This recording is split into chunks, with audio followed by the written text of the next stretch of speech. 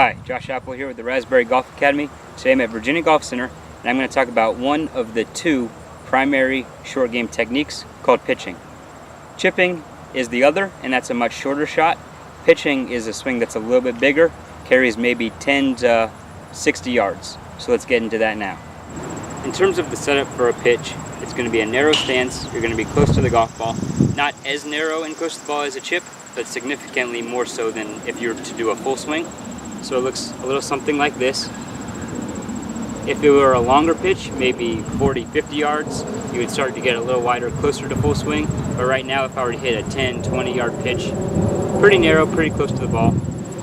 Also, it's important to note that the ball position is a little more forward than a chip, whereas a chip might be further back. This might even be a little forward in your stance, middle to toward your left foot. In terms of the swing, the key is to make sure it's big enough. A common tendency among amateur golfers is to take a backswing that's really short when you're trying to hit a pitch because they're scared it will go too far.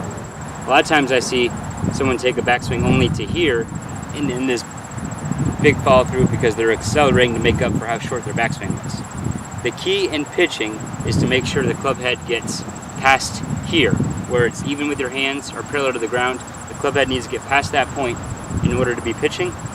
And also notice my body is turning. I'm rotating. The key motor of this shot is rotation. Notice I'm active with my hands and wrists, but I'm rotating. That's the motor of this shot.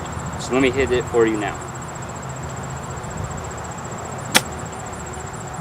Notice my body is finished facing the target. I have rotated on both sides of the swing. From the down the line angle, you'll again see my body's going to rotate. I'm going to make sure I swing big enough on both sides. It's the same amount of swing back and through, rotation on both sides. All of the elements of a full swing, such as weight transfer, rotation, using your arms, using your wrists, all that applies to pitching, unlike a chip where it's just rocking your arms and shoulders. So now watch from down the line angle.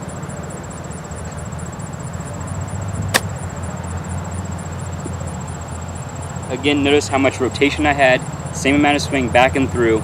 By swinging bigger, I was able to have a little bit smoother tempo. Again, when you do a backswing that's too short, you tend to rapidly accelerate and blade shots, and they go too far. The opposite would be true if you took it too far back and decelerated and chunked it. So it is important not to swing too big, find that happy medium. So make sure you go out, do some practicing, find what length of swing is right for the shot you're trying to hit, because the length of swing is what controls how far the ball goes, rather than swinging short every time and trying to hit it.